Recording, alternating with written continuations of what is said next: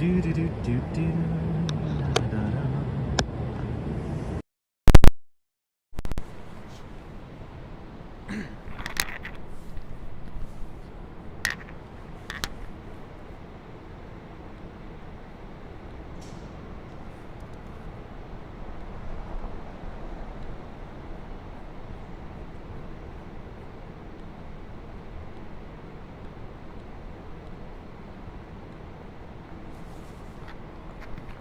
Hey everybody.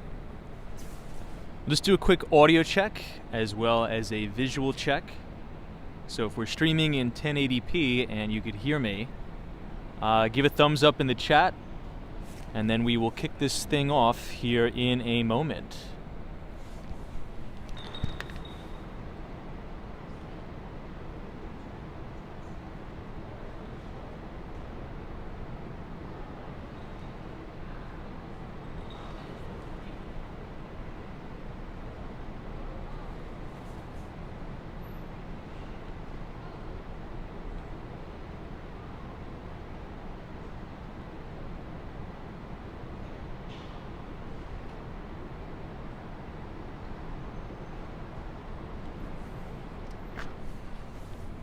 Okay, it looks like we are good.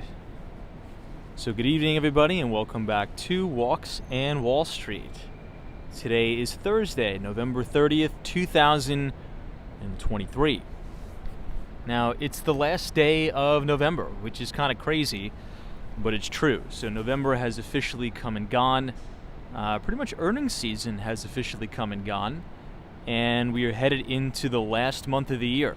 This is the home stretch before we hit 2024. Now, as you know, yesterday was a pretty big day in the city. We had the Rockefeller Center Christmas tree lighting, which was amazing. We got to see that. I think it was much better than last year. Would you guys agree? Now, towards the end of the live stream, we were able to see the tree lit up in all its glory, and it was awesome. Fun time, really, really fun time. And tonight, I'm super excited. I'm more excited because we are going to be walking down Wall Street, which is very fitting for this channel, Walks on Wall Street, and we're going to be checking out the Christmas tree that stands right outside of the New York Stock Exchange. I believe they had the tree lighting just a couple hours ago. I think they started at 7, so hopefully it's actually still on. We're starting the stream a little bit late tonight.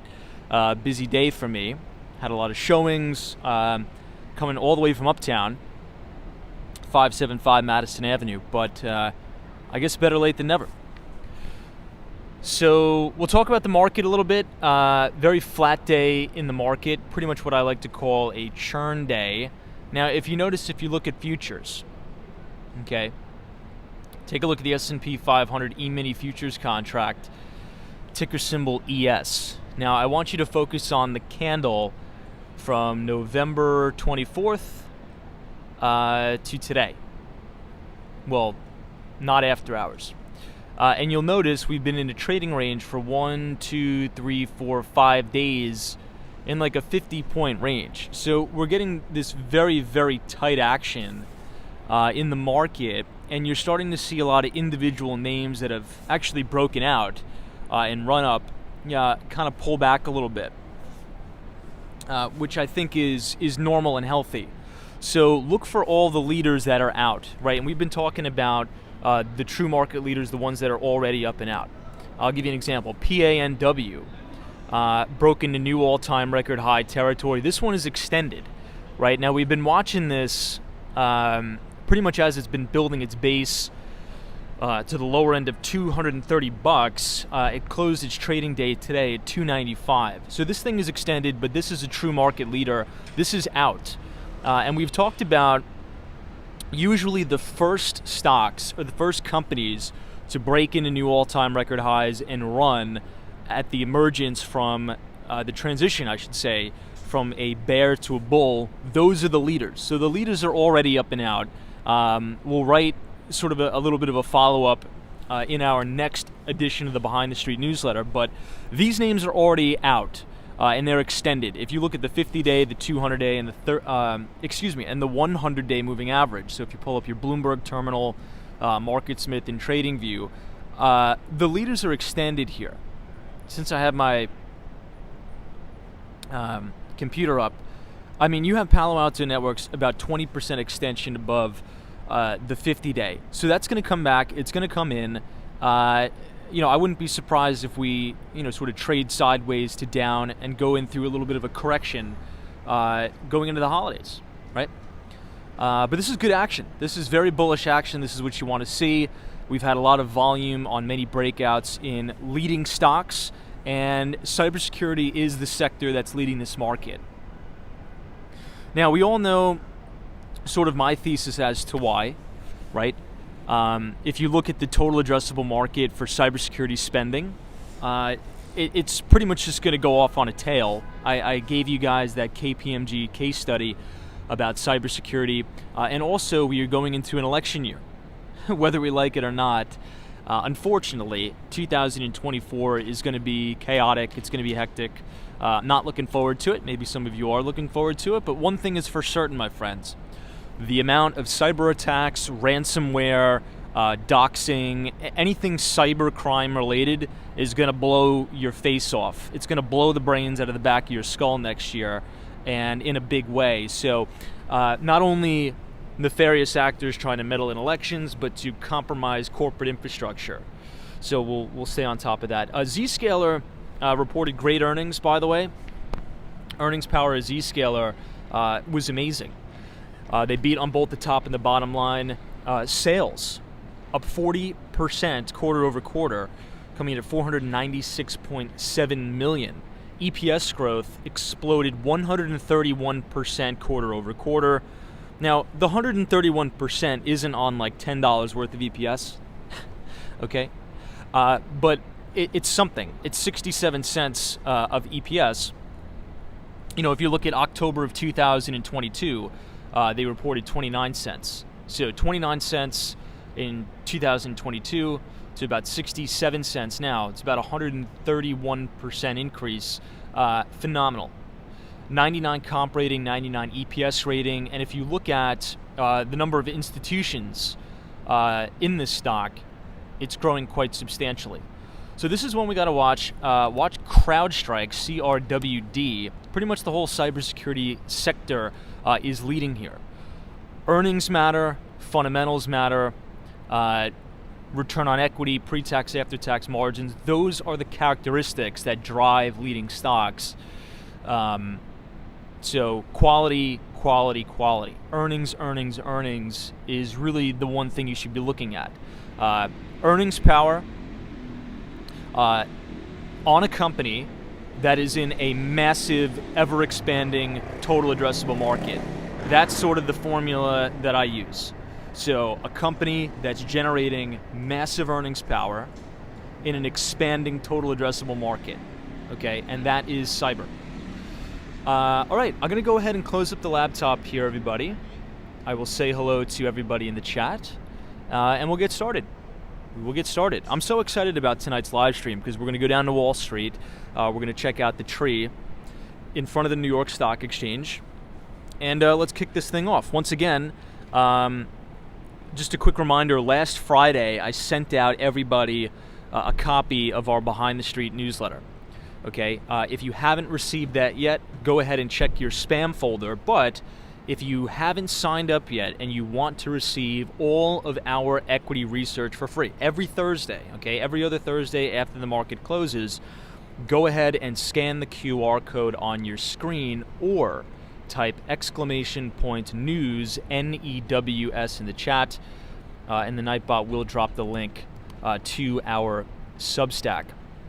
Now, last Friday, I wrote an article that was titled A Thanksgiving Lesson, How to Crush It in Markets and in Life. And it was essentially a really good article about all of the, I would say, the greatest pieces of advice I've ever gotten from a very, very well-known and successful hedge fund manager. So check that out. If you like the newsletter, share it with a friend. All right, I'm going to go ahead and close up the laptop, and we'll get started.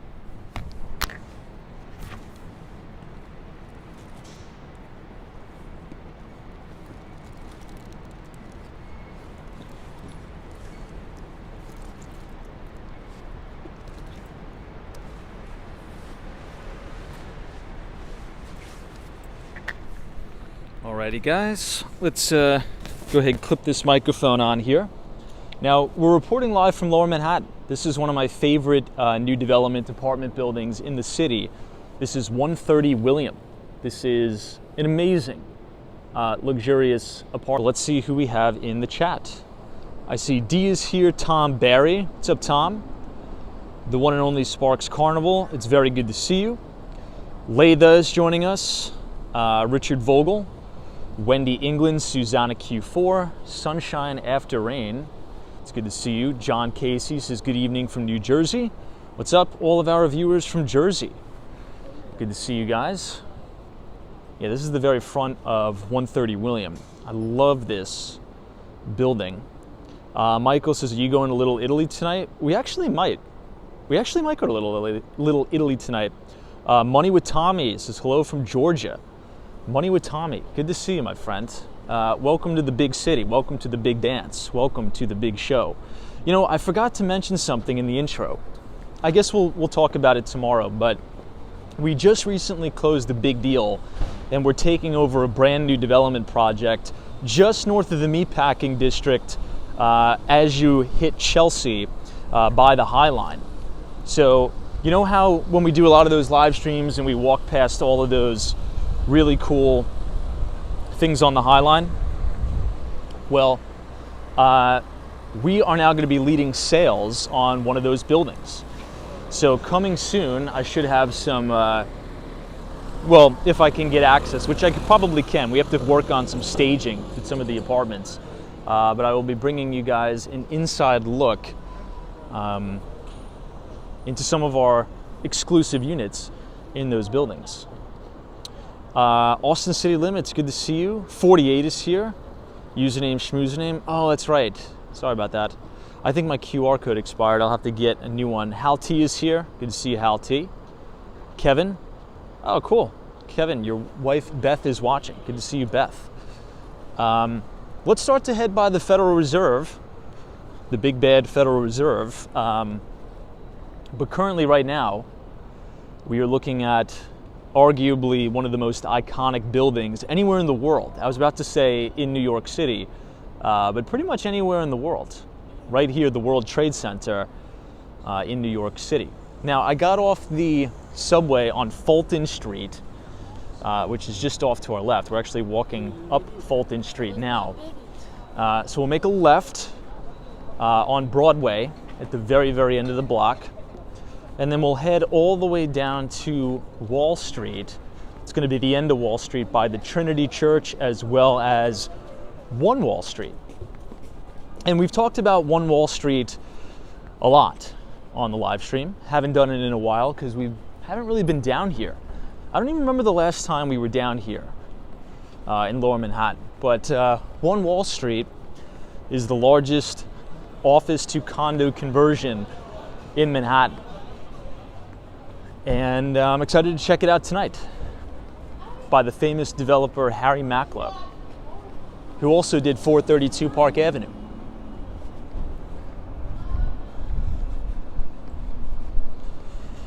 I know, short clip reels. Says, did you see Elon? I know, I saw that. That was a definitely a jaw-dropping experience. I'm sure everybody by now has seen the Elon Musk interview with Andrew Ross Sorkin. Wow. Yeah, I don't even know if I have any analysis for that. Just, wow. I mean, yeah, I think everybody's thinking the same thing. Yeah, I'm seeing unhinged Elon in the chat. Now, here's something interesting. My buddy texted me today. You know, obviously everybody was talking about it. Do you think that was just promotion for the Cybertruck launch?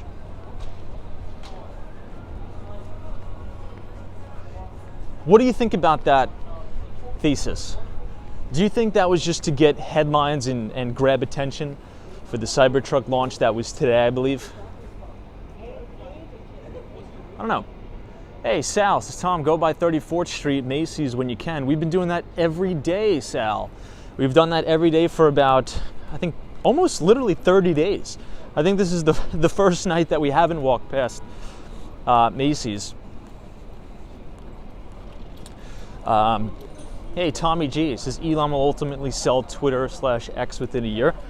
I'm not sure. I don't know. I know one thing is for sure, and one thing is for certain, that Twitter, well, X, Twitter, whatever, cannot survive without advertising, right? Now, the point is not to say, do you agree with Elon Musk or not, right? That's not the point. We sort of try to keep it business-oriented conversation. And the reality is that X is not going to be able to survive an advertising boycott. They're just not. I think over about 80% of the revenue comes from advertising, right? It's an advertising business model. It's the same thing as Meta. It's the same thing as all the social networks, right? Microsoft's LinkedIn and the like. So we'll see. We'll see what's going to happen. I don't know. I don't know. Hey, Greg says, I think Elon was just angry and lashed out. Yeah. I mean, you know, I feel as if, regardless of how you feel about the situation, right? You can see the Chrysler Building all the way in the distance. I feel like everybody, particularly in corporate America, is like walking on eggshells, right? And at my last company I was at, it was exactly like that. Particularly after the merger we went through. You know what? Let's actually go to the Oculus first, and then we'll head down to Wall Street. Might as well. We'll check out One World Trade Center. We'll check out the inside of the Oculus. I think that's all decorated for the holidays, so we'll do that. But yeah, I think people are just sick of walking on eggshells, right? If you say one thing that somebody doesn't like, it's like cancel everybody. Like, you can't have a job ever again, or, you know, we need to pull all advertising revenue. I think everybody just needs to. I think there needs to be just a chill. Like, everybody just needs to chill out. I feel like everybody is so pent up. I just feel like everybody's so turbocharged. And maybe social media exacerbates that feeling.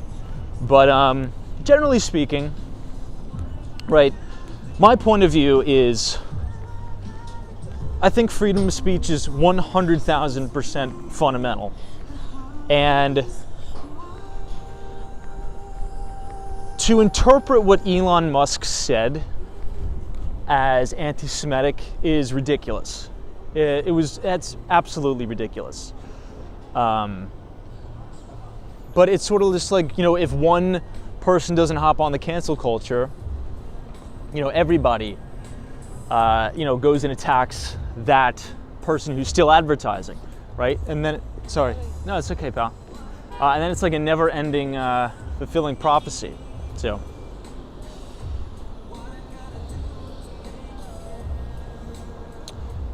Brian, what's up? This is great view of the Oculus. Annie says, guys, how do people pay $5,000 a month in rent? People pay $30,000 a month in rent here. People pay $15,000 a month. Some people pay $100,000 a month in rent here. People make a lot of money. People make a lot of money in New York.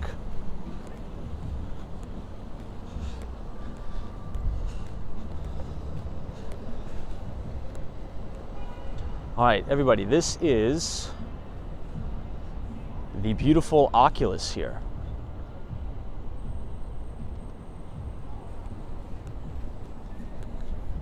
It's eerily quiet in Lower Manhattan, isn't it, tonight?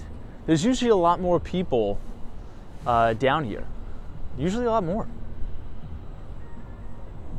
But let's take a walk inside the Oculus. Hey, Catalina says, hey from Argentina. I really like your live streams and I love New York. Good to see you. I think your president-elect was in Brooklyn, New York, I think about 2 days ago. So welcome to all of our viewers from Argentina. It's good to see you.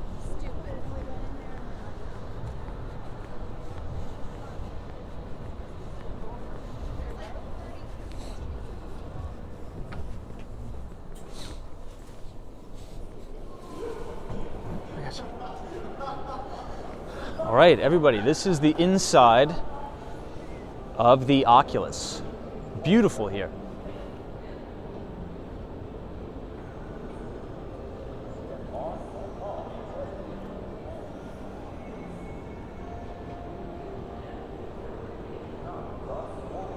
I love the blue sort of backlit lights here in the Oculus.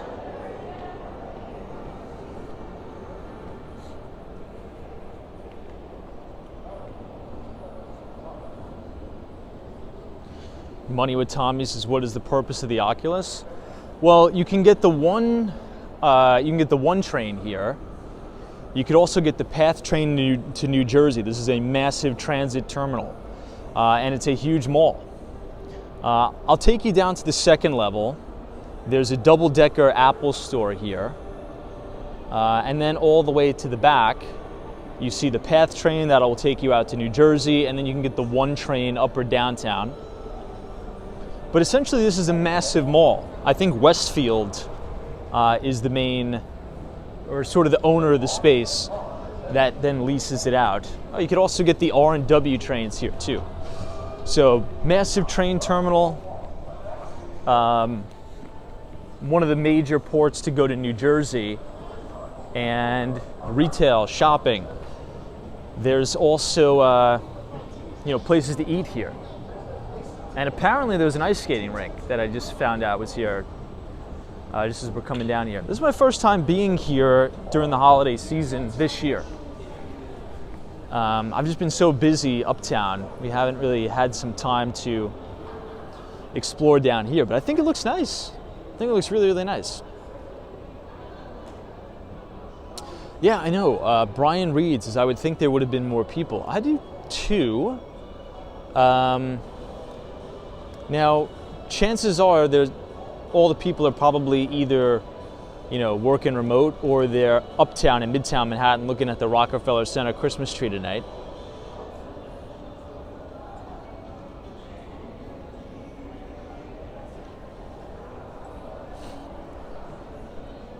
But it's very unique architecture in here. It's kind of cool.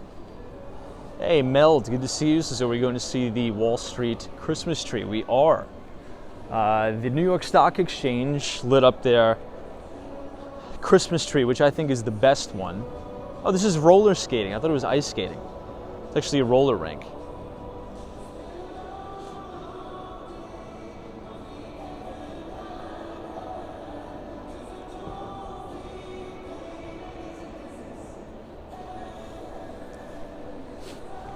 But, we sort of touched on the fact that Elon Musk's outburst, right?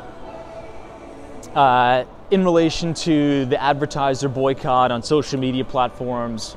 And if you think the craziness has reached its peak, I'm actually under the impression that we're just getting started with the craziness, right? Particularly going into an election year. 2024 is going to be very, very wild. And I think it's important, right, not from necessarily a financial standpoint, but I think everybody watching, including myself, need to be very hyper vigilant and protective of your time in 2024. You need to be very, very, very cognizant of time wasting.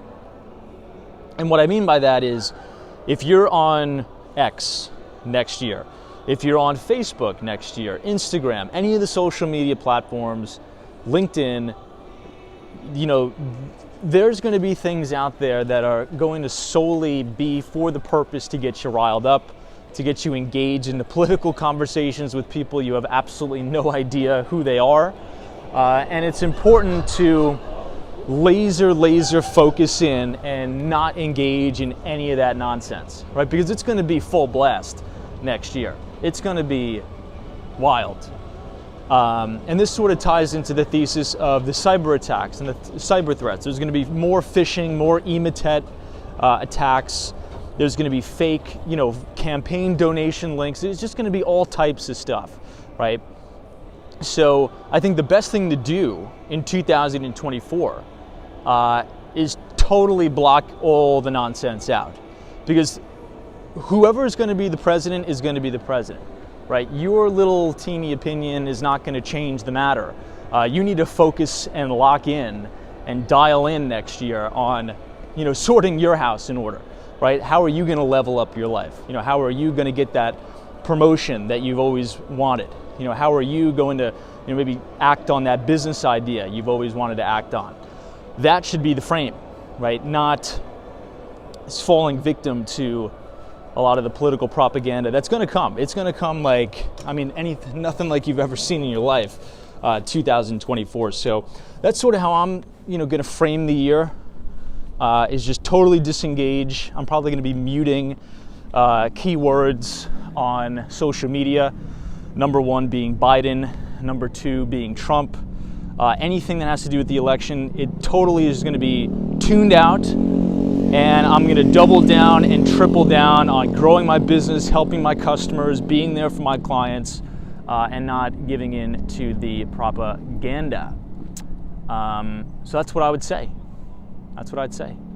Now, this has to be probably one of the coolest shots of One World Trade Center I've ever seen.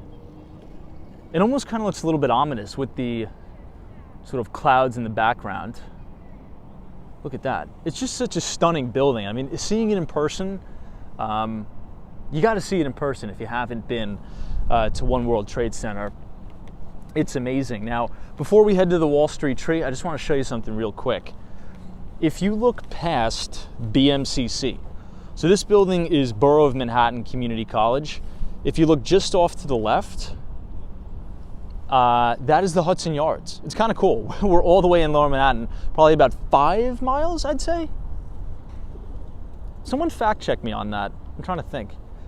34th Street, Hudson Yards to Fulton and Greenwich. That's probably about like 4.5 miles, right? Anyway, you could see Hudson Yards from 4.5 miles away. It's kind of cool. Now, these are the two reflection pools that sort of map the outline of the old trade centers. They made a very nice memorial here. You know, it's so beautiful. They did an amazing tribute to all the victims that died on September 11th. They have all of their names carved into the marble around there. It's really nice. I have a couple of videos up, some standalone videos sort of showing that. But yeah, they do close it down, I think, after dusk. Here's one more look at the Oculus. Hey, Sparks Carnival, what is going on? Juan Fernandez's DeSantis and Newsom debate is on Fox. Oh, really? I didn't even know that was going on. I actually think somebody messaged me about that today. I forget who it was. I don't know, I saw something about that, but I think I just saw the two faces and I just completely swiped away. I just can't. I have to focus. I gotta lock in. I can't be giving my time to these people. Anyway. All right, let us head. You know what, since we're here, we'll take another detour because I always like showing this. We'll go to the firehouse all the way at the end of the block here. This is my favorite part about the 9/11 memorial, is the really nice bronze memorial outside of the firehouse. I always show it every time we're down here. It's really nice. These lobbies are cool too. Look at that.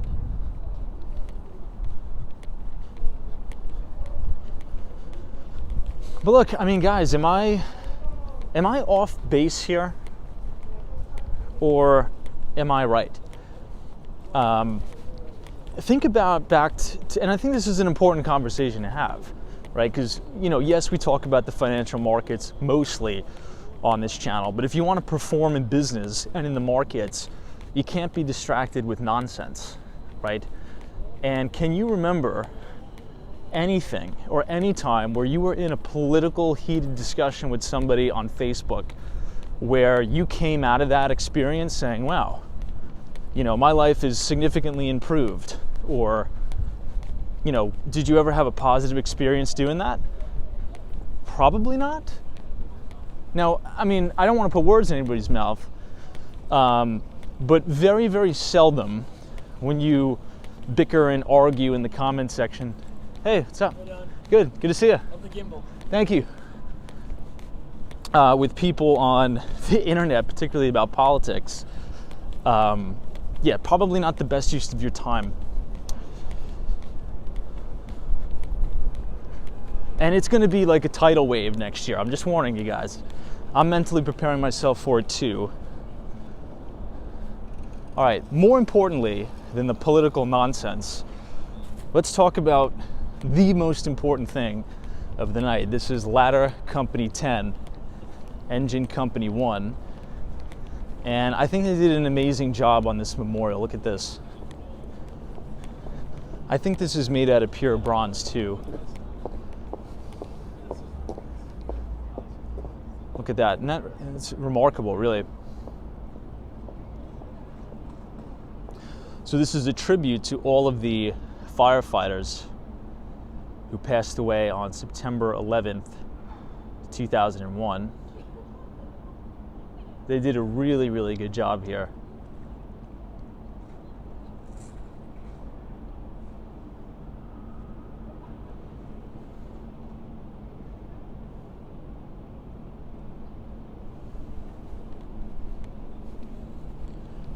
We'll get another shot from this side.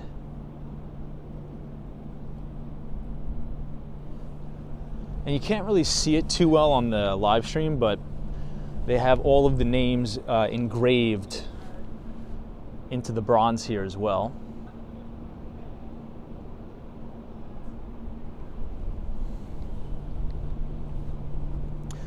If you're visiting New York, this is definitely one of the must-go-to places right here.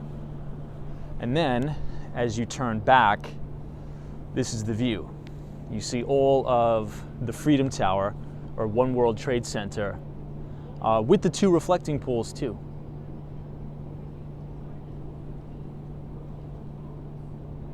Yeah, 48 says you haven't seen it before. Not a lot of people show this part of it.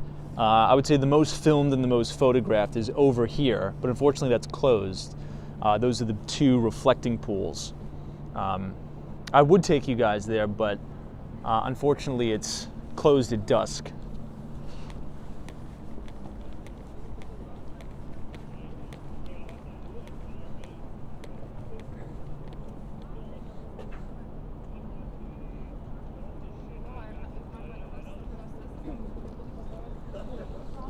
And then here they actually have the faces of the firefighters as well. Yeah, I think that's all you have to say.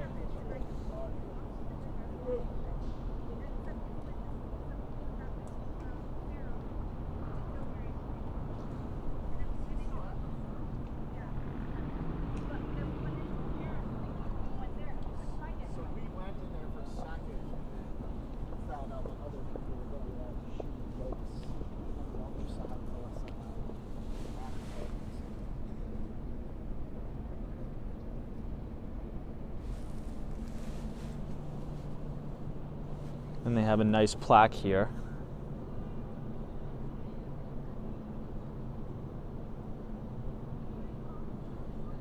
Oh, Estelle, you were here in 2016? Yeah, it's an amazing place to visit. I think every American who visits New York City should come to the corner of Liberty Street here. You know, it's good to put sort of a face to the name, right? They have all the faces of the firemen here. A lot of times we can just see the names, right? It's good to put an actual face behind the names. Hey, Rachel K, good to see you.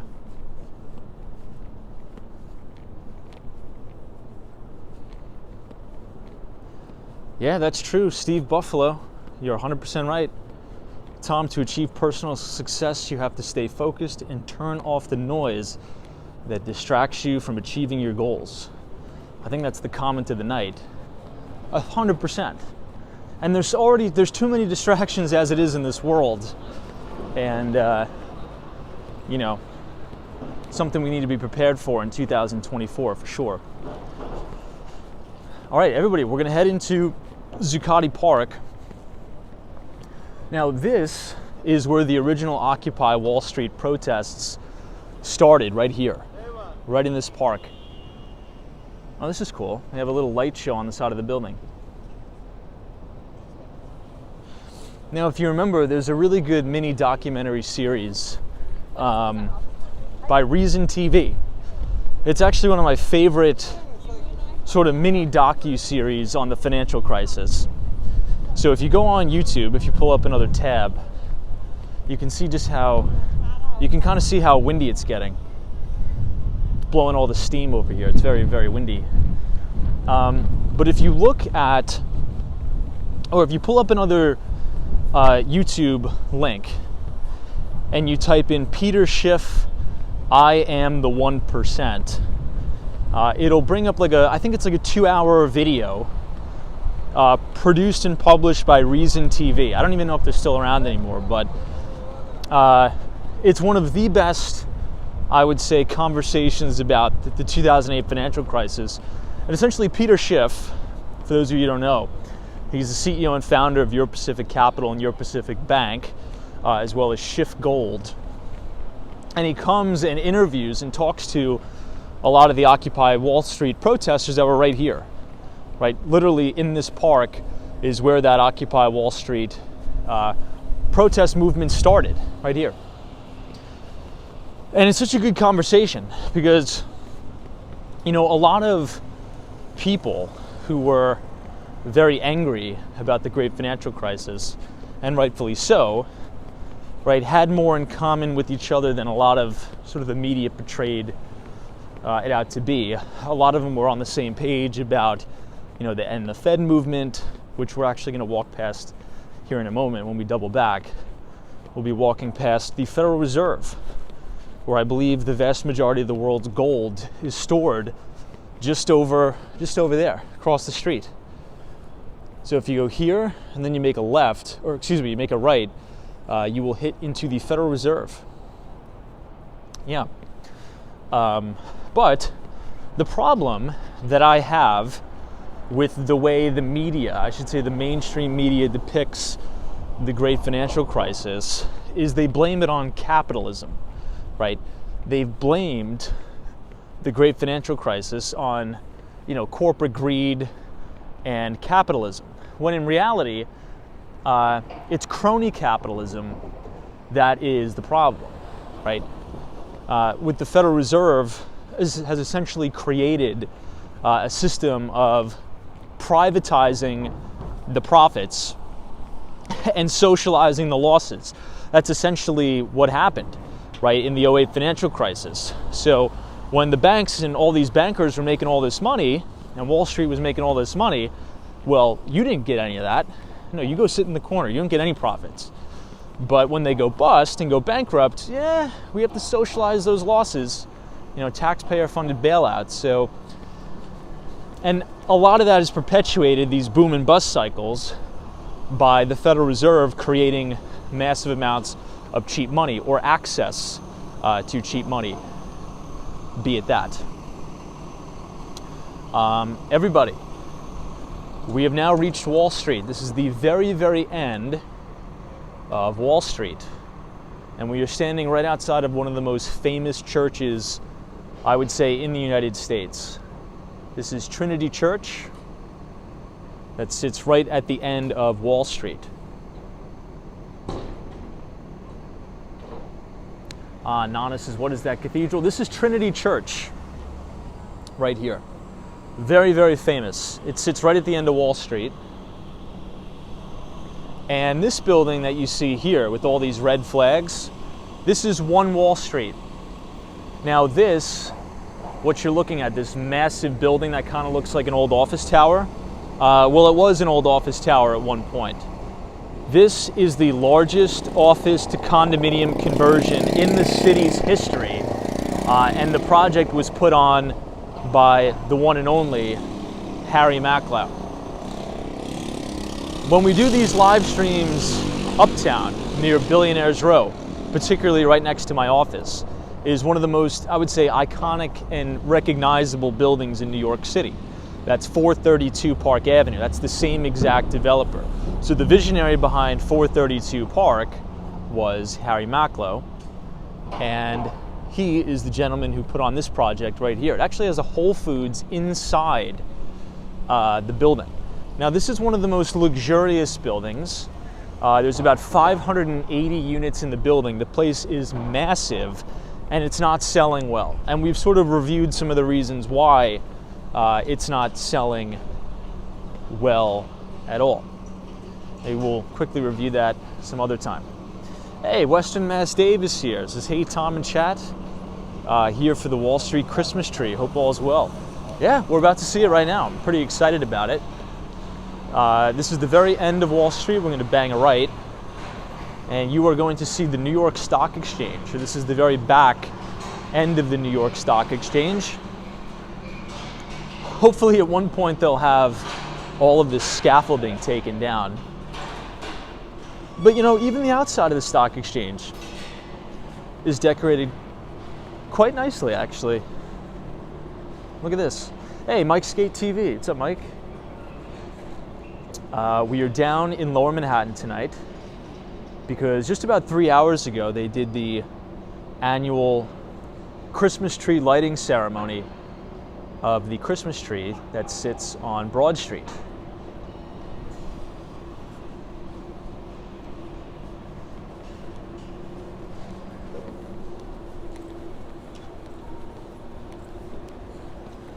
Now I think there's about 16 one-bedroom and studio apartments inside One Wall Street. And obviously those are the ones that have sold because they are very unique units. And from your bedroom, or sometimes even from the kitchen, depending on the layout of the building, you can see directly into the floor of the New York Stock Exchange. So you can see the traders running around down there. I mean, talk about a unique view, right? I mean, what an amazing view to be able to say, yeah, my kitchen or my bedroom looks into the floor of the New York Stock Exchange. I would definitely love an apartment like that. Hey, Ma N is here. Hey, Thomas, good to see you. Welcome to Lower Manhattan. We are now outside of Federal Hall. Now, Federal Hall is under scaffolding, and it's going to be under scaffolding for the next 10 years. This is the site where George Washington, the first president of the United States, was inaugurated. Hey, Jonathan, what's up? Good to see you. Ooh, guys, whoa. All right, here it is. The 2023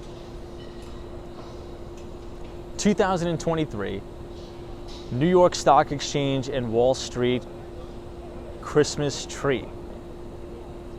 Man, that looks good. It looks even better with the holiday lights that are projected on the front of the New York Stock Exchange. Man, that looks good. Hold on, let me center. I'll give you guys the best shot of your life here. Somebody has to take a screenshot of this. You see the Christmas tree to your left, the big columns of the New York Stock Exchange, and then you see the front entrance of the New York Stock Exchange with the Christmas wreath. That is, wow, they did a really good job this year. That's awesome.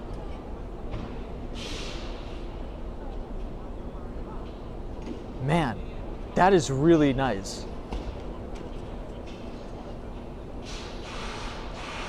I know, Layla says those red and green lights make me think of Italy more than Christmas. Kind of, a little bit. All right, now they did this last year, but the closer you get to the Christmas tree outside of the New York Stock Exchange, if we look at some of the ornaments on the tree, they have the branded New York Stock Exchange logos on the Christmas ornaments. We'll see if we could see that this year, but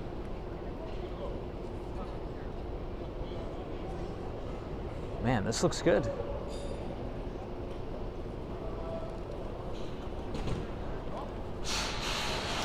And you can see all the workers kind of closing down the stage. I think they had a big stage, like musical performances here. They're all wrapping that up today.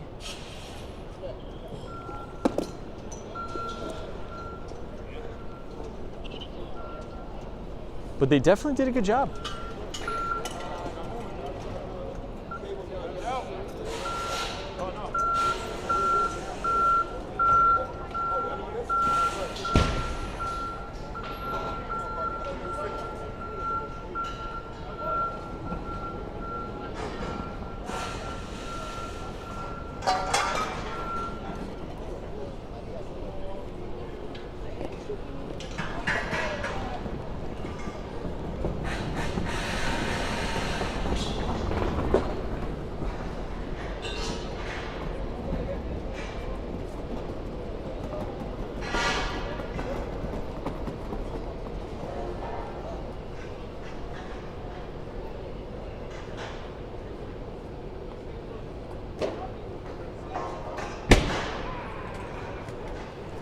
I like this one too because you could stand directly under it. You can't do that with the Rockefeller Center tree. You kind of have to stand a little bit away. It smells good too. It smells like amazing.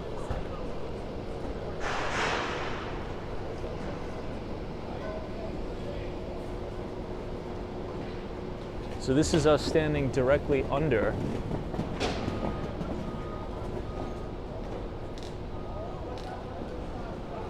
Hey, Jonathan, says Tom, you exceed my expectations on your walks. Thank you. Thank you for your donation, Jonathan. Appreciate you very, very much. Yeah, I knew you guys would like this. It's like the best Christmas experience, I think, outside the New York Stock Exchange. And they also have a menorah too. I'll stand a little bit back so you can see. I believe the first day of Hanukkah is December 8th, I believe, for all of our Jewish viewers and listeners. So happy Hanukkah to all of you. They have a Hanukkah menorah here. So I think they do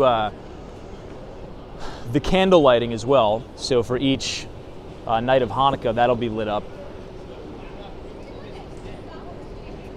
But yeah, did a really good job. 48 says, does it smell like pine, the smell of Christmas? It does. Very, very strong smell, which is good. The city definitely needs all these air fresheners. Let's just say that.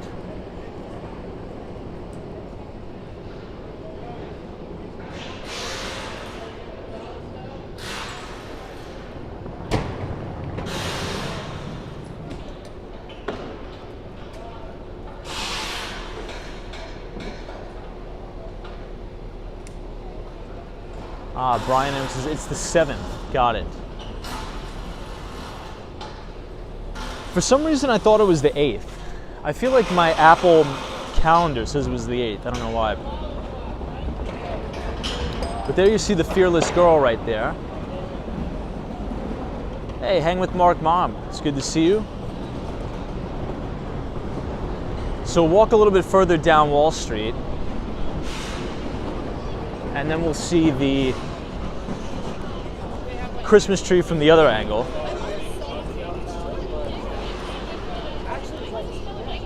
Hey Joe says, good evening Tom, thanks for the close-up of the Christmas tree. No problem, it's my favorite tree in the city.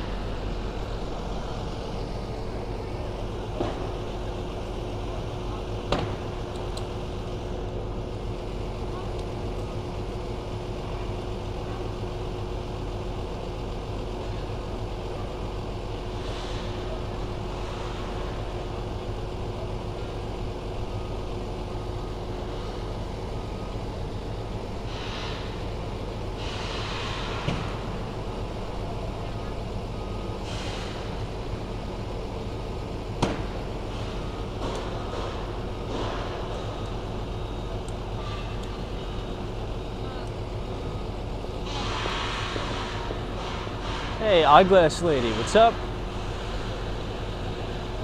Good to see you as always. Appreciate you.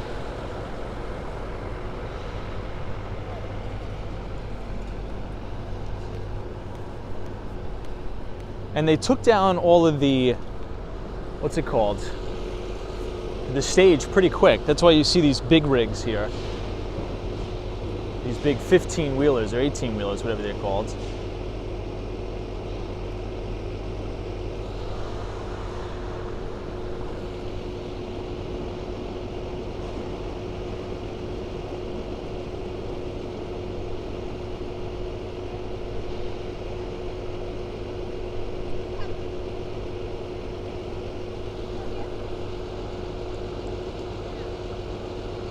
Hey. Oh, let's check out the Mighty Bull, might as well.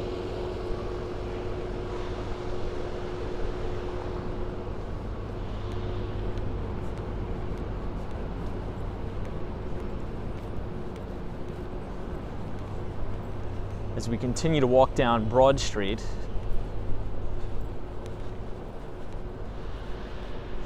Now, a lot of these older buildings that you see were once offices, and now pretty much all of them have been converted into condos. So you see this Joe and the Juice here to your right? This is 40 Broad Street. This used to be a big office building. Now it is luxury condominiums. You see right here, 40 Broad.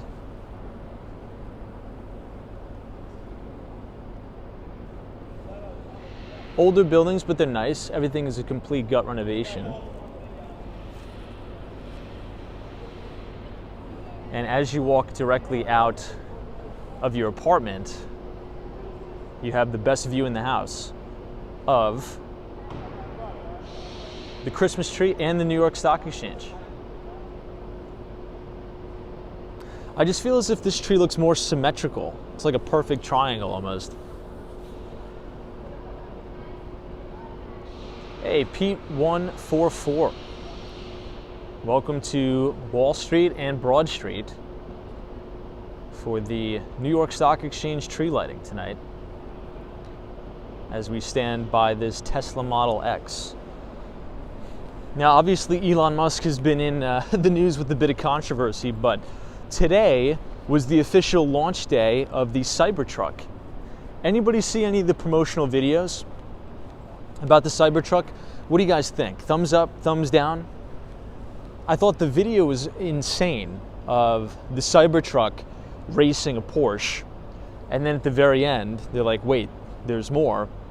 And the Cybertruck beats the Porsche, and the Cybertruck is towing a Porsche in the back. Is that real? Obviously they can't do fake marketing, right? But I mean, that just seems a little bit excessive to have a pickup truck be able to beat a Porsche with towing a Porsche. That's ridiculous. Hey, thank you so much for your $10 donation. It says Wall Street tree is more impressive than the Bryant Park tree. Thank you so much. Hey, thank you. Yeah, I'm glad you enjoyed it. Yeah, I mean, so what have we seen so far? We've seen obviously the Bryant Park one. We've seen Rockefeller Center for a brief moment last night. And now we're seeing the Wall Street tree. But thank you so much for your $10 donation. Maika, hopefully I'm pronouncing that right. But thank you, appreciate you being here. Lee says any EV will beat, an internal combustion engine, not apples to apples, true. Now, the exact reasoning for that, now I'm not an engineer and I'm not a car guy, but the way that it was explained to me is that in an EV, all of the horsepower goes directly to the wheels, right? And in an internal combustion engine, a lot of that gets burnt off in the engine. But for an EV, it goes straight to the wheels. Is that right? Yeah. I don't know. However, I don't think a Cybertruck will be able to fit in New York City. I mean, where would you park it, right? If you watched our live stream last night, we were talking about the craziness of New York City parking. I mean, the Cybertruck is so massive. I think it's almost probably bigger than a G-Wagon. Actually, it's probably much, much bigger than a G-Wagon, right? I just don't know where you would park the thing. Is it even going to fit in a parking garage? I don't know. It's probably not for city life, but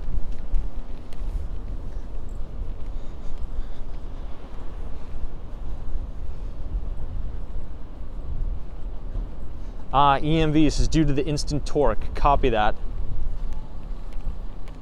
Yeah, it's interesting how that works, right? Because does anybody remember? I'm sure you do remember. You know, the narrative around having an EV used to be like, you would joke about the guy in the Prius, right? Or you would, make fun of the guy that has the electric vehicle because you're like, oh, he's a little bit dorky, and like that used to be the narrative. It's like you're not macho if you have an EV. But in terms of performance, it's way better on every metric than an internal combustion engine. It can tow more. It's way faster. It's kind of funny how that works. Kind of comes full circle there. Hey, Chris. What's up, Chris? Good to see you. I know. Pete says the congestion charge is no bueno. Yeah, south of 60th Street, you're going to get hit with the congestion tax, unfortunately.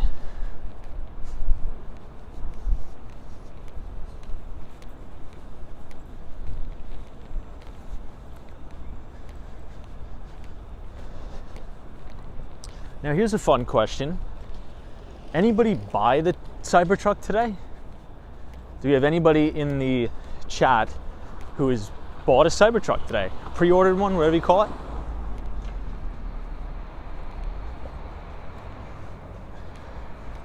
All right, here we are by the Mighty Bull. And it is extremely dead in Lower Manhattan tonight. And I think this is a good visual, and I'll tell you why. One of the reasons, right, and if you remember a lot of our commercial real estate talk on the live stream, the highest commercial office vacancy is, guess where? Yeah, if you've been watching the live streams, you'd know it's right here. Right, it's kind of like a ghost town in Lower Manhattan, particularly after working hours. And that's also affecting the residential real estate market down here as well. Because guess what? Generally speaking, people, if you're going to live in a big city, people want to live close to where they work.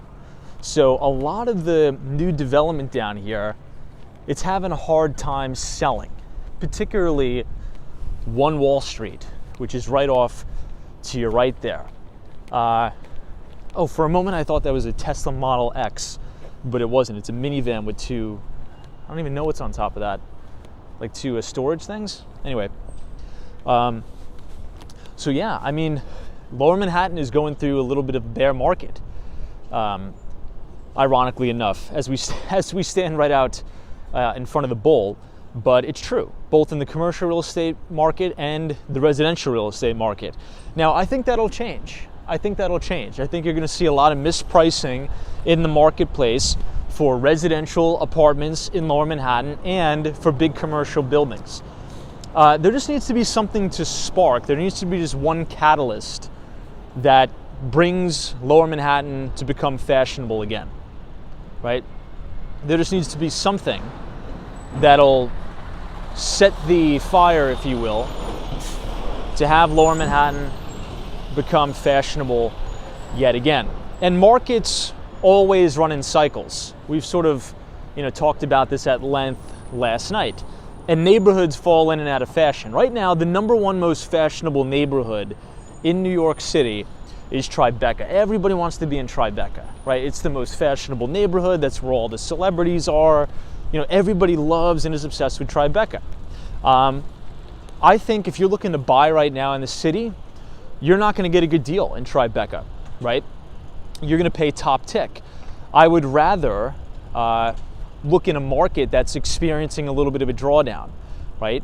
Because if you look at some of these, apartments, they're priced well over $2,000 a foot, which is, depending on where you are, it's expensive. Sometimes way, way over. So I think with the South Street Seaport being built up the way it is, I think with the Tin Building, I think with the new extension of the Seaport going all the way down, I think that's going to bring back a resurgence in Lower Manhattan.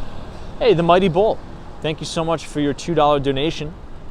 It says take a selfie with the bull. Maybe. Appreciate you. Yeah, D says, I thought Soho is popular. Soho is extremely, extremely popular, particularly those Soho loft-style apartments. Now, Soho didn't always used to be popular. That's the thing. There was, at one point in time in Manhattan, where everybody wanted to live on the Upper East Side, right? This was way, way back in the day. Everybody thought you were crazy if you wanted to live in Midtown Manhattan, because Midtown Manhattan is where you would go to work. Nobody would really want to live right on top where you go to work. You want to live on the Upper East Side. And now you're actually seeing a steep reduction in pricing on the Upper East Side, particularly places like Sutton Place, where we were last night. So what do you guys think of the Bull? Thumbs up, thumbs down? Dusty Cole, it's good to see you. David Sommers says, hey, Mr. Tom, good to see you, David. We are in Lower Manhattan tonight, checking out the tree lighting at the New York Stock Exchange.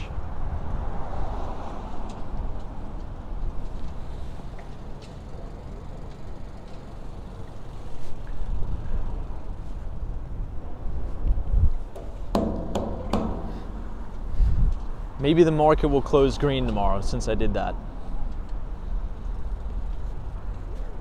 Now, they used to have the fearless girl right here.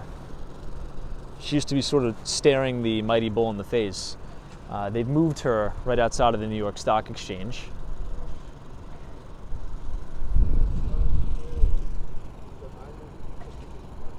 We'll continue to walk up Broadway, and we'll make one more pass at the Christmas tree outside of the New York Stock Exchange, and then we'll head uptown. We'll actually walk through Soho.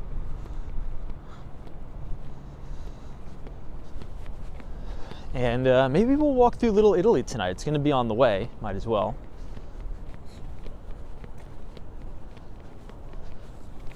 You know, I don't think I gave it a score. Did I? I don't know. I don't remember. It's been a long day. I'm forgetting things. I don't think I scored the Wall Street tree this year. I got to go back and score it. It's going to be a high score. It may be a 10. I have to look at it one more time.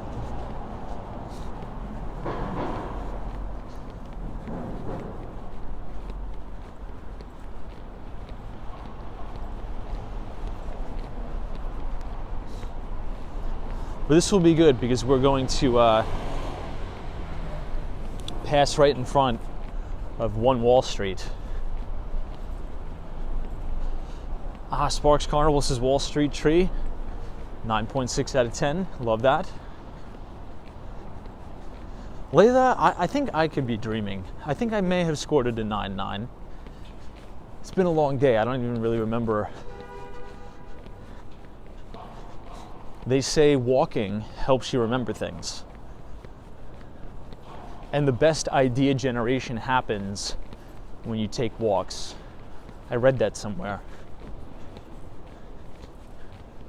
This is the King's College. I don't even know if that's open anymore.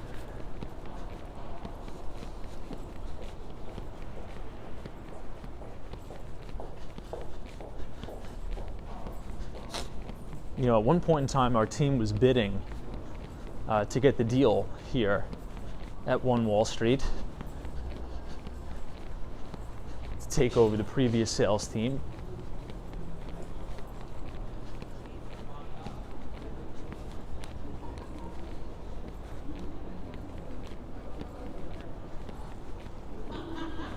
It's nice in here. I think I've showed you some videos of the amenities. There's a really nice saltwater pool, indoor saltwater pool. It's very, very nice. But I almost think they overdid it.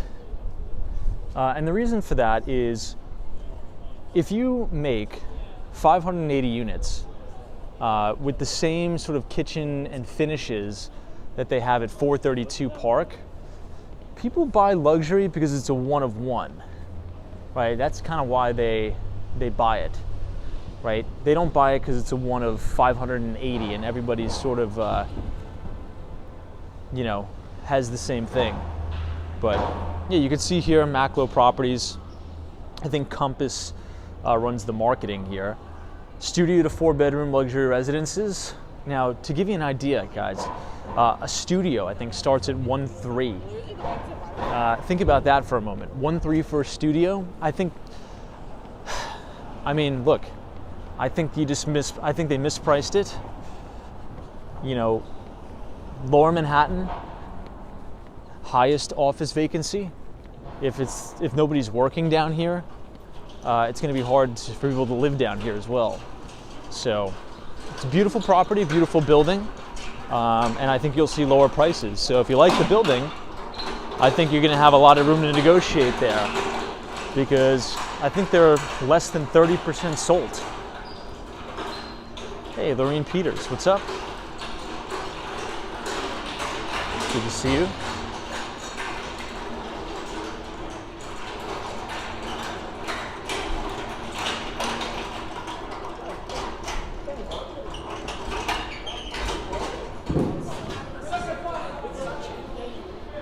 Let them go, my boy! This is 14 Wall Street. I used to have a client in this building called Leading Edge. I don't know if they're still there.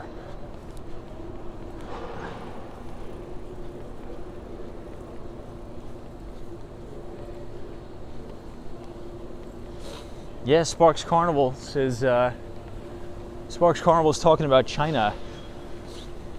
I'm very bullish Japan. I'm very, very bullish Japan. I wrote an article about why. All right, here we go. Once again.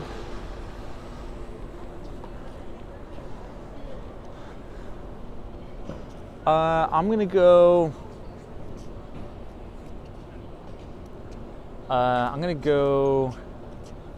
You know, let me score it from this angle. Actually, to be fair.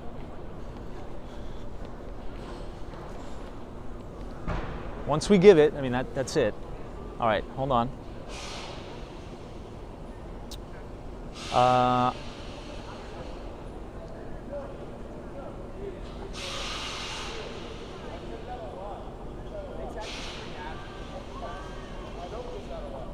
I think the score would be higher with the construction stuff out of the way.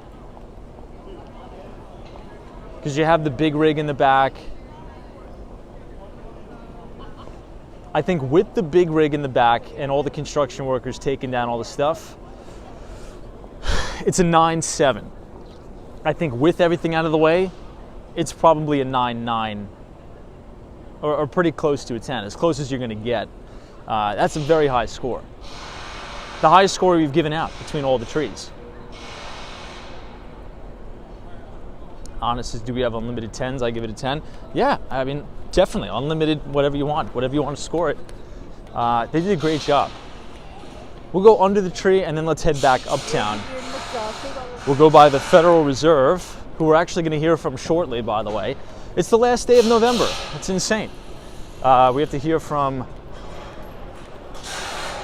the big bad Federal Reserve one more time this year.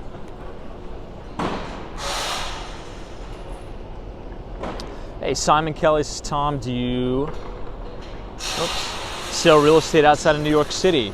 We are opening an office and we are launching sales in South Florida, particularly specializing in Miami and Palm Beach, Q1 of 2024. So if anybody needs help finding a place in South Florida or New York City, let us know. Man, that looks nice.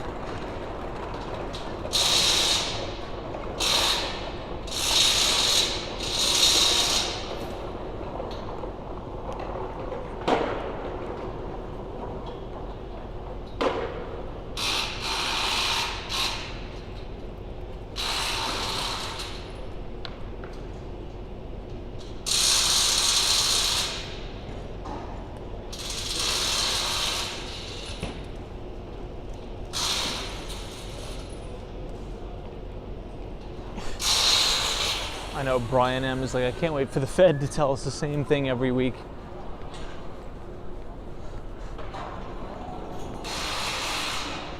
All right, let's head out.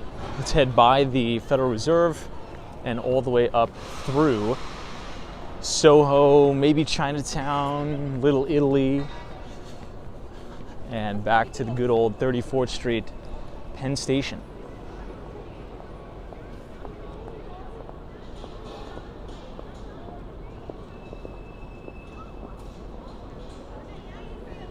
Arctic Trend, good to see you.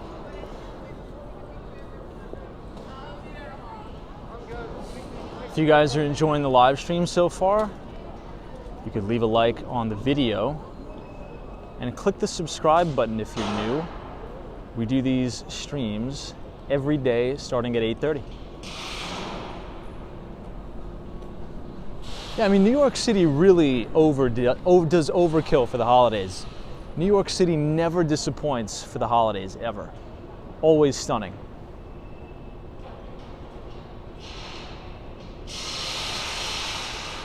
Amazing. Now here is Deutsche Bank. Well, the old Deutsche Bank at 60 Wall Street.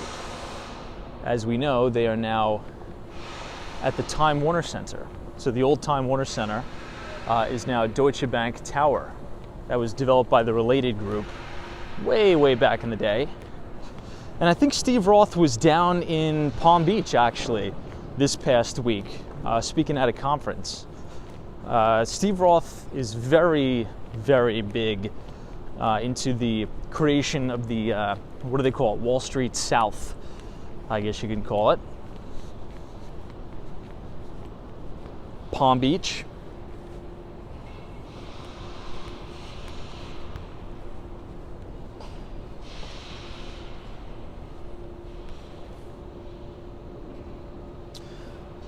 Lizzie says, Tommy, you're going to show us Miami this weekend. So I'm flying out Sunday night late because I'm going to be busy. Saturday, I have pretty much open houses every day, or every hour on Saturday. I have one in Gramercy, one in Tribeca at 5 Franklin Place. Maybe I'll take you guys by 5 Franklin Place tonight. 5 Franklin Place is my personal favorite listing that I have.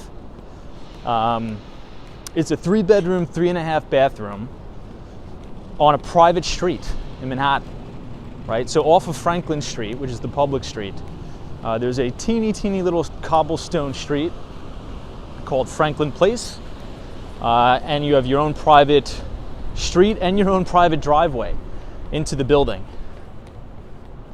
This is the Capitol Grill. We've listed it at 3495.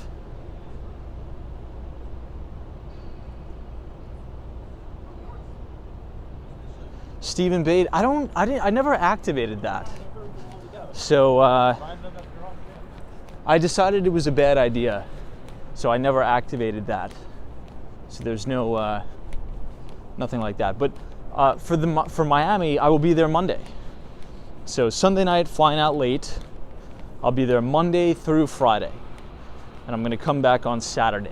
So I think you guys will like it. I think you'll like downtown Miami.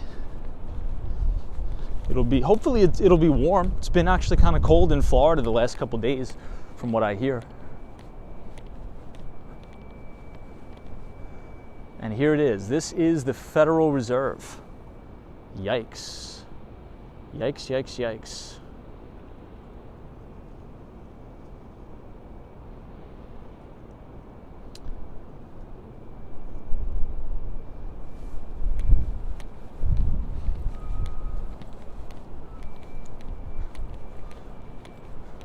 Yeah, Brian M is like, boo. Well, we're going to hear from the Fed one more time before the end of the year. So the Fed funds rate is currently in a range of 5.25% to 5.5%. It's quite possible that the Federal Reserve raises interest rates one more time by 25 basis points. But 2 weeks ago, we got a very, I would say, lighter than expected CPI report. So inflation came in well below Wall Street expectations, which signals that this quantitative tightening cycle is working to bring down inflation, right? That's the whole point of doing it. The Federal Reserve tightens monetary policy to sort of pump the brakes on the economy. We'll see if this guy will stop at the stop sign. He does. Well, rolling stop. We'll give him half credit for that, 5 out of 10. But yeah, we'll see. We'll see. If you look at futures, if you look at the bond market, they're already pricing in rate cuts next year. Now, I think the only way that can happen is if you have shelter costs really plummet here. And it's on the trajectory of doing so. If you type !CPI in the chat, it'll bring you to the website of Bureau of Labor Statistics. And you can see the interactive, hold on, let me just cross here. You can sort of see the interactive trajectory of shelter. And shelter is the laggard, and we've had 7 consecutive months of shelter costs coming down in the US. I think that'll continue, right? I'm already starting to see, well, not starting, you're continuing to see follow through in a lot of rents coming down in New York. Particularly commercial real estate is taking a very big beating, very big bloodbath here. But also the prices of residential property is coming down. Things aren't moving. Transaction volume is slowing in a very, very big way. So, but that's good news. It's good news. Hey, Elliott Wave Review, what's up? This is Tom. Do you think they would allow you to get in the firm or get in and film the gold vaults? We'll have to ask Fed Chair Jerome Powell. He's sometimes in the chat, isn't he? we have our very own Federal Reserve Chairman Jerome Powell in the chat. If he's here tonight, maybe he'll give us some permission. We'll see.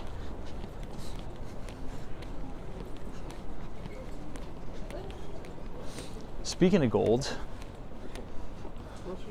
it's actually performing pretty well. But is gold ever going to break out of this handle? It seems like something or some entity is keeping a lid on the price. This is Fulton Street yet again.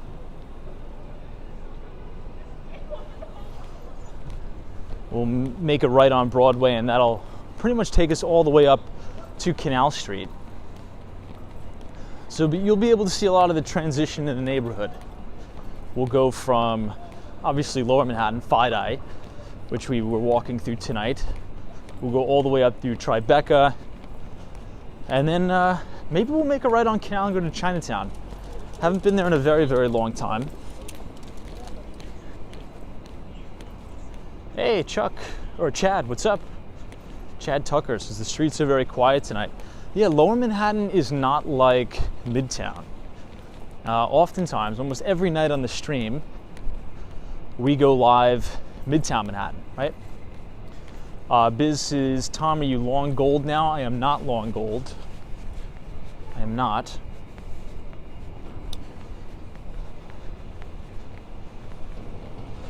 I am not. But yeah, Lower Manhattan is, a lot of people when they watch a live stream, right, in New York City, and maybe they're not from New York City, they think that New York is always buzzing and there's always tons of foot traffic in all the neighborhoods. It's really not like that. Particularly if you remember from last night's stream, we were walking on the Upper East Side. There was almost nobody on the sidewalks. And that's because the Upper East Side is very residential. It's a very, very quiet neighborhood where you're always going to see a lot of foot traffic pretty much at all hours of the day.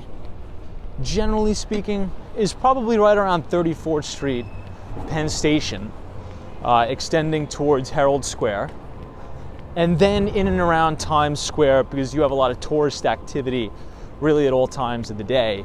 But I mean, Lower Manhattan is pretty much a ghost town. Particularly after 6 p.m. It's really, really dead.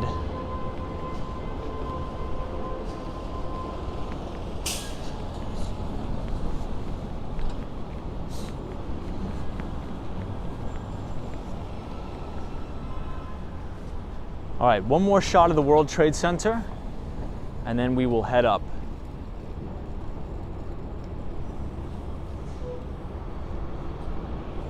I'll actually put you guys down here for a moment. I gotta plug the phone in.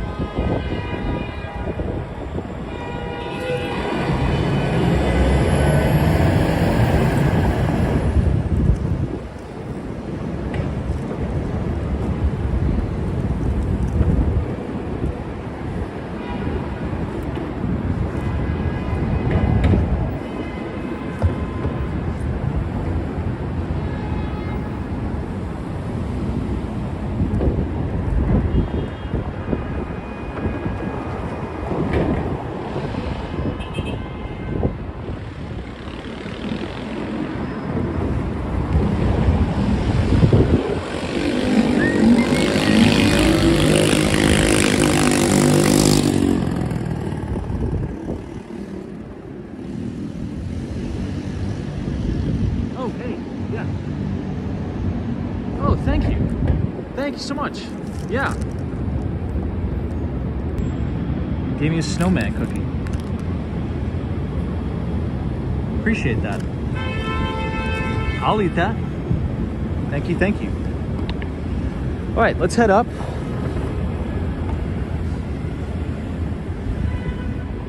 Once again, Vesey Street.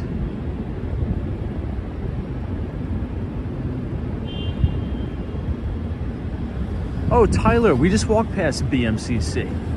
So Borough Manhattan Community College, if that's what you're referring to, is near the Oculus.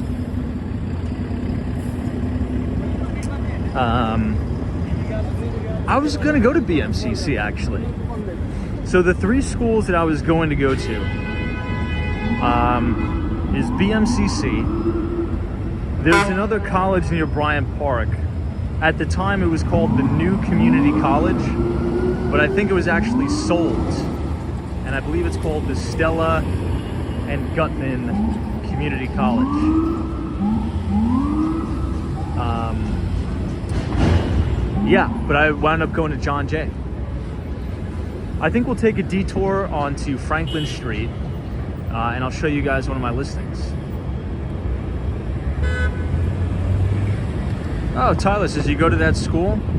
It's really nice and it's affordable. Yeah, I think it's a great school. I think CUNY in general, the City University of New York, is a great deal for any New Yorkers, right? Because if you're from the state of New York, you get the special pricing, and it is extremely cheap, extremely affordable.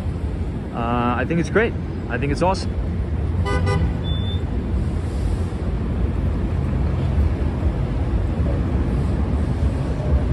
Hey, CUNY Baruch graduate here. Tom is totally 100% on point.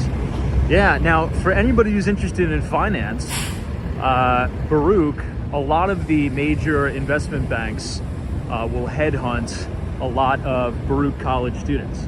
I mean, it's in the name. Bernard Baruch, he's one of the best stock market operators in history, right? That's a very affordable and inexpensive school that I was denied to. I applied to Baruch, I didn't get in. I had horrible grades in high school.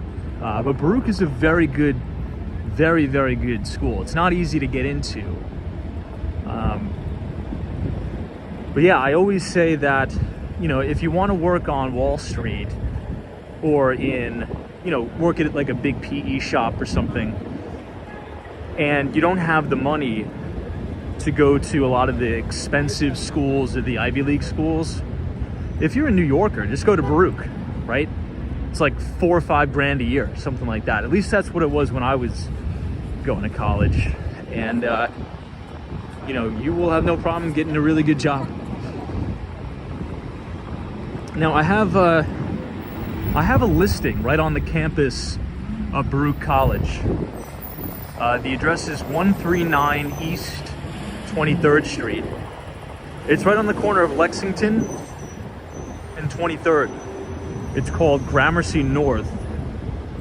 If you want to check it out, if you type !23 in the chat, !23, the Nightbot should drop the link to a video tour of the listing. It's a nice neighborhood over there.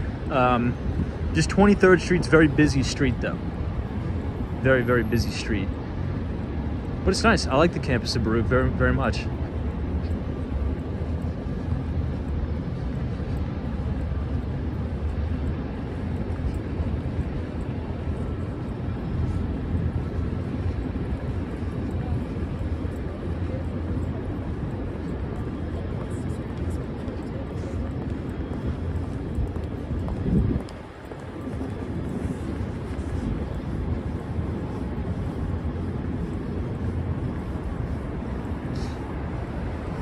Also, another one of our projects is right here. I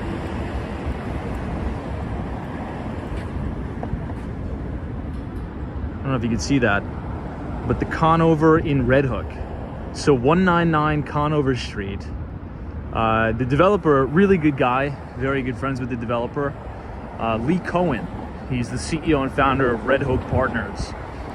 they developed a beautiful 22-unit, very bespoke condominium in Red Hook, Brooklyn, and we are leading up the sales on that. We just closed on 2 of the townhouse units, so I've actually been running around trying to get the closing gifts for those clients. And one of our ideas is, since Red Hook is kind of it's a different neighborhood, let's just say that it's not, you know, like an Upper East Side all like buttoned up, you know, black tie event kind of thing. It's more relaxed. I wouldn't go as far to say hipstery, but it's just more relaxed, kind of calm, cool, and collected. So we made like hats for closing gifts. We get, I think, like 2 $500 gift cards to this Red Hook Lobster Pound. What else? We got this really, really nice local kitchen table for the client that was handmade in one of the millwork shops in Red Hook. So just all cool things like that. Hold on, I gotta put you guys down for a minute.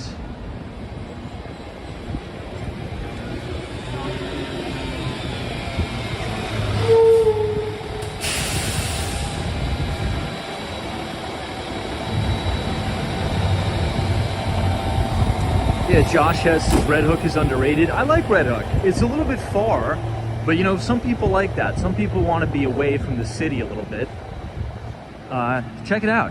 You know, on December 8th, I'm unfortunately going to be away, but we're going to be staging one of the penthouse units. So penthouse 3A at the Conover. I'll have to shoot another video tour of the penthouse at the Conover, particularly 3A, because that one has these really incredible vaulted concrete ceilings, and you have unobstructed views of the World Trade Center. It's a really, really cool project. I think there's about 1,600 square feet of outdoor space dedicated to the penthouse. And one of the things we're doing, and you'll see this, we're gonna sort of build like a time lapse.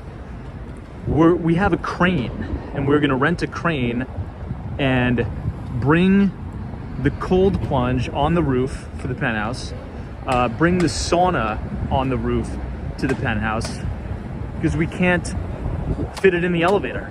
So we actually have to get a crane and plop the sauna and the cold plunge on the roof. I think it's gonna be a cool setup up there. I'll have video of it and I'll show you guys, but we have not yet listed it.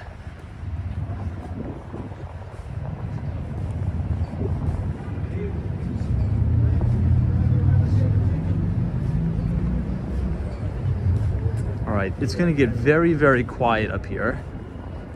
This main stretch in between, I should say, City Hall and Canal Street. At night, it's very quiet. It's kind of nice.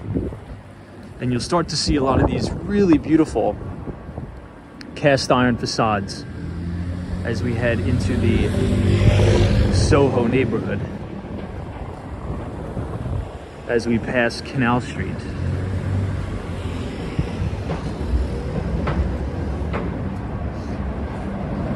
Yeah, hang with Mark Mom says that's how they do it in Holland.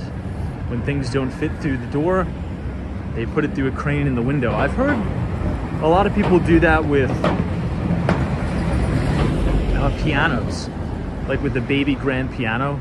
They have to rent a crane to crane it in on the roof, which is kind of, or through the windows, excuse me, to hang with Mark Mom's point, which is funny. Hey Joey, what's up Joe? This is Tom. Do you also service on Long Island? We do. We do. Our main focus is the 5 boroughs, right? Because that's where the bulk of our network is. That's where the bulk of my network is. But I'm from Long Island. I'm from Massapequa. I'm from South Shore, Long Island, and we know some developers out there.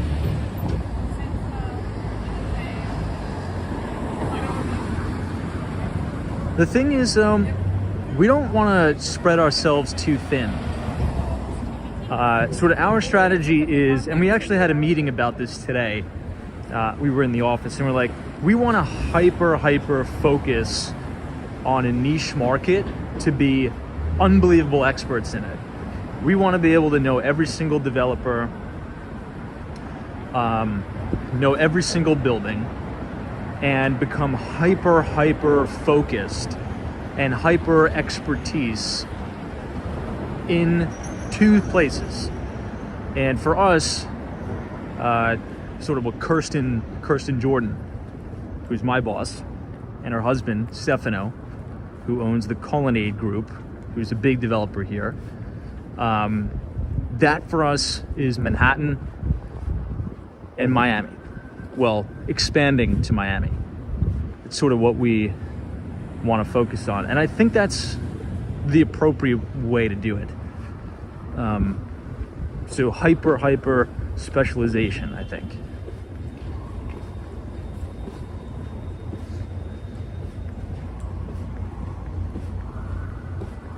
Oh, guys, look at this. Wow. So this is a beautiful loft apartment. Guys, look at this. Those have to be about 20-foot tall ceilings. And they're putting up their Christmas tree too right now. Look at that. The people are alive as we do this. They're putting up their Christmas tree. That's so funny.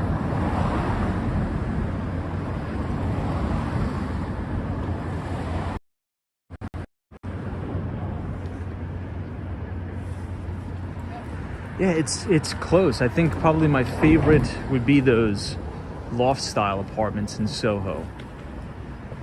Now, we did have a listing at 74 Grand Street. Now, that was a total gut renovation. So they restored, it's like a 32-ton cast iron facade that they've totally restored.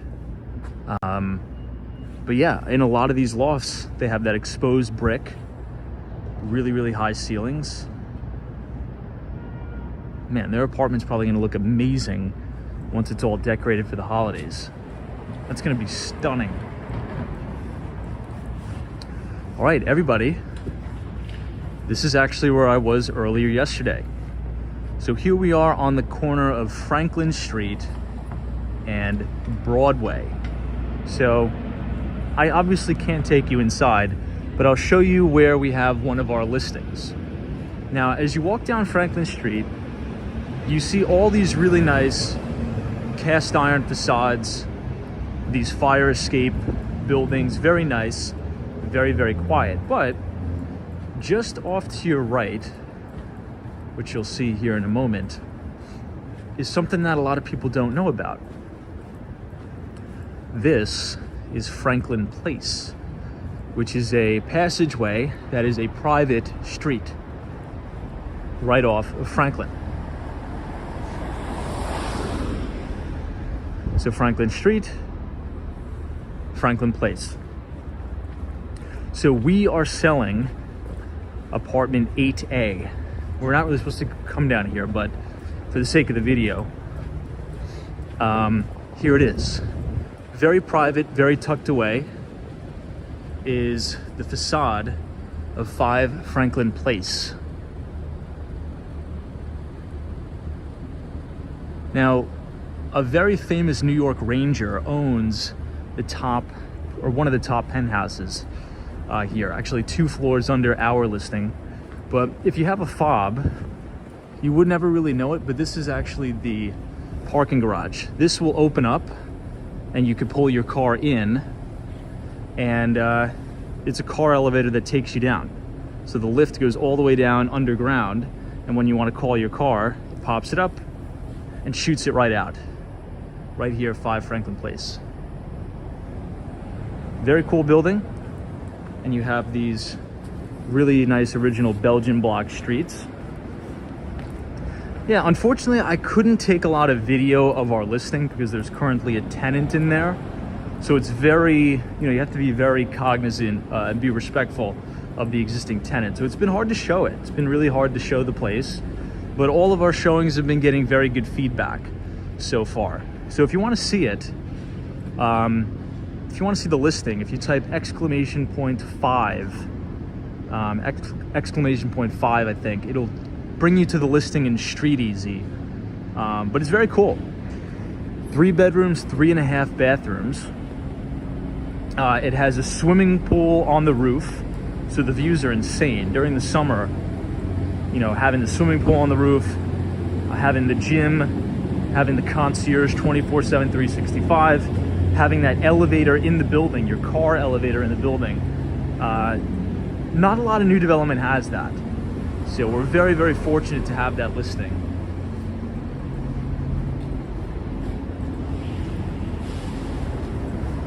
However, I will say, in full disclosure, the way now obviously the individual condo unit, which is apartment 8A, right, that you'll see is listed on the market. We listed it for $3,495,000. The garage is actually totally separate. So the garage is a sponsor unit, right? I believe there's 3 spaces left. 2 sedans, or 2 spaces that would fit a sedan, and then 1 space that would fit an SUV, right? Because it's a car elevator. The spaces start at $300,000 each space, and that would be a separate sale through the sponsor. If that makes sense. So aside from the resale of the unit. A little confusing, but that's just sort of how it works.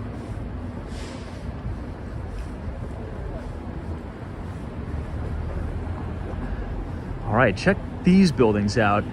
Now, what do you guys think of these? Floor to ceiling glass windows. Now, you could tell these are the older style buildings, but this definitely went under renovation. You could see that the facade is new. You could tell it's new, but they did keep the architectural integrity in tune. That is probably an amazing apartment. I could just tell by looking in the windows with the plants.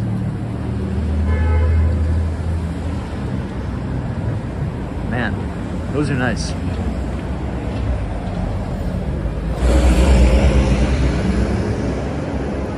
I know, Dee says I love the windows. I like the windows too.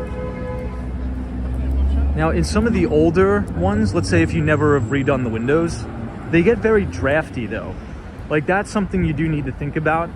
If you have the original windows, you're gonna get a really, really aggressive draft, and it's gonna be a little bit cold, but I think it's worth it. I think the trade-off is worth it, to be honest. Hey, Lori is here, what's up? Good to see you. Hey, EMVs, Tom, it's 6 o'clock in the morning here in South Africa. Going for a morning jog when the stream ends. Hey, cool. That's awesome. Thank you all of our South African viewers. Appreciate it very, very much. Demand for a separate parking space. No, I mean, you make a good point, right? I mean, you definitely have every right to have that reaction. It's just that, you know, it's so like, where are you going to park, right? And the city is removing parking every single day. I mean, you can't park here. So it's either you park in a garage, and chances are, right, or you park here. You know, out of curiosity, let's see what the monthly rate is here. As we were walking on the Upper East Side last night, it was about $1,100 to park a car per month. Let's see what it is here. Maybe it's not monthly. Oh, it is monthly. So monthly, it's $654.70.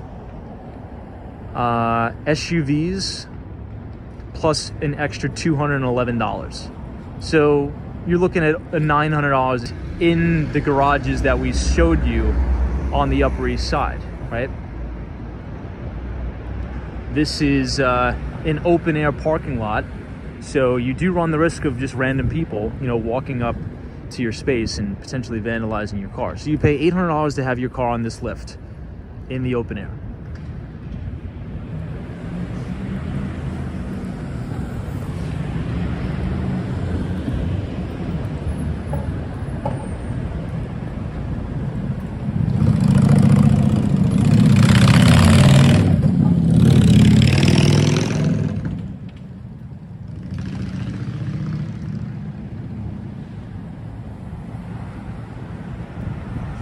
we'll cross this way because we've already been streaming for almost 2 hours. Whoa, that live stream flew by. Wild.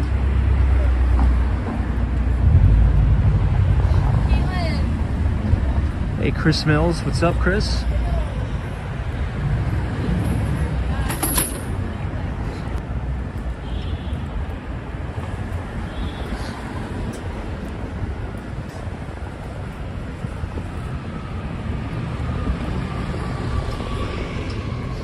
Four, five, six is if I were a developer, I'd build tall parking lots. Yeah, it's difficult. I mean, many developers have tried. Actually, my boss has actually tried that business model. And it's a lot harder than it seems because you have to have the appropriate zoning and you have to have the appropriate air rights to be able to build as high as you want and zone it for a garage, right? Also, it has to do with the aesthetics of the neighborhood. Think about if you buy a plottage of land or you buy a building and you want to tear it down and build a skyscraper parking garage. We'll wait till the vapor guy moves up. There's going to be a lot of backlash from the community, right? Because imagine, I'll give you an example. Imagine you live in this building and this building next to it is for sale. And a developer wants to buy this and build, you know, a 5-foot tall parking garage. These people are probably going to be very pissed off, and these people are probably going to be very pissed off because they don't want tons of traffic going in and out all the time. So they're going to complain. That's going to make life hell for the developer. They're probably not going to be able to get the appropriate zoning to be able to do that. And that's why a lot of this stuff doesn't get done. So it's a lot of red tape. It's a lot of politics. And it's tough. It's very tough. The New York City real estate development business is, honestly, from my experience, probably one of the hardest. It's just so difficult. And after you push and shove and get all the approvals and abide by all the regulations, well, now it's time to put your own money to work and your own money in the deal to build this thing. And as everybody knows, nothing ever goes according to plan, right? If you have contractors and construction companies quoting you and saying, okay, it's probably going to cost you $20 million to build this building, you know that it's not going to cost you $20 million to build a building. You're probably going to be at least, you know, maybe 5 to 10% over budget every time. So it's tough.